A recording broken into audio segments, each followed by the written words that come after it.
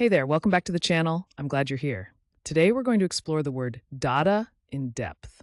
First, the definition. Dada means a slang term for father or dad. Think of it simply as a child's affectionate name for their dad. Now let's talk about where this word comes from. Origin stories can be fascinating. Dada is among the earliest words babies use worldwide to refer to their father. Over time, it's been used by families across cultures. The word has carried through history and still shows up today in surprising ways. So how do you use Dada in everyday language? Let's go through some examples. Correct example 1. My Dada always helps me with my homework after school. Correct example 2. Dada took me to the park on Saturday. And just for fun, here's a playful wrong example. I tried to Dada the recipe, but it didn't go well.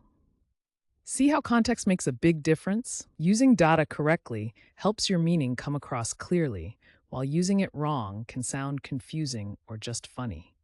Quick recap. Dada means a slang term for father or dad.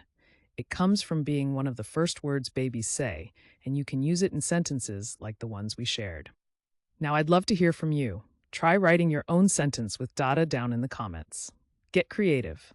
And if you found this helpful, make sure to hit that subscribe button and join us for more word deep dives every day.